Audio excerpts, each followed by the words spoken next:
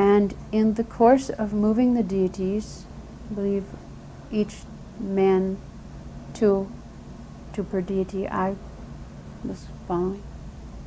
One of them knocked, the curtains were closed, we were behind adjusting the deities, and one of the persons, somehow or another, inadvertently knocked one of these columns with their elbow. And in as fast as an accident happens in an automobile going 70 miles an hour, everything slowed down into slow motion. And I remember watching this column go out with the speed of lightning. Srila Prabhupada moved all of the paraphernalia with his right hand off the bottom granite step, stepped up with his right foot on the first step, his left foot on the second step, grabbed one column, this huge column, the column was at least 6 to 8 inches in diameter, with his right hand, and Radharani's hand with his left hand. And I saw on his brow little beads of perspiration, the first time I had ever seen him perspire. And this was such a chivalrous thing that Srila Prabhupada did that I understood what the rasa of chivalry was. And he had that in protecting Radharani. Well, that's one example of Srila Prabhupada exhibiting a very personal rasa with Krishna, actually saving Radharani from disaster and exhibiting superhuman strength and the alacrity of the movement of the mind. It couldn't have been faster. In Australia, it had, as Srila Prabhupada's secretary, come to my attention through some rumors in the temple that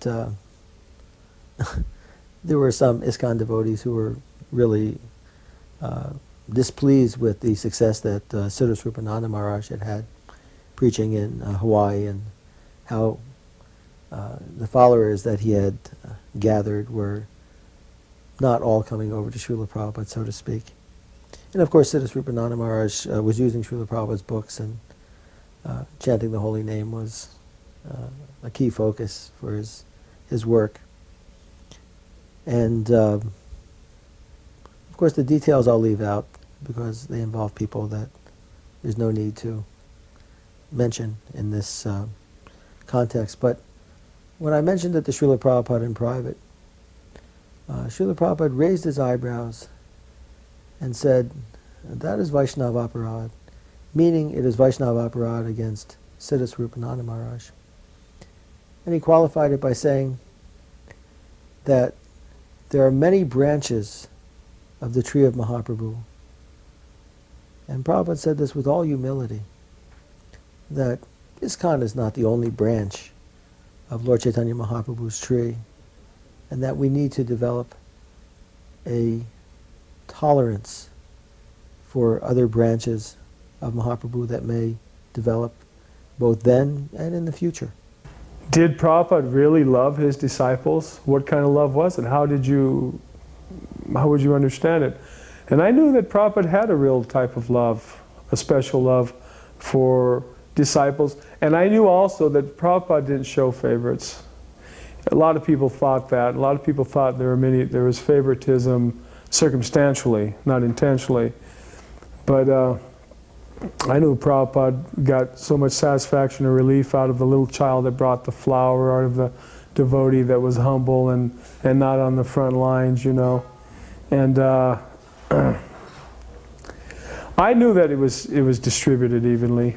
His affection, his benediction, his blessings were evenly distributed.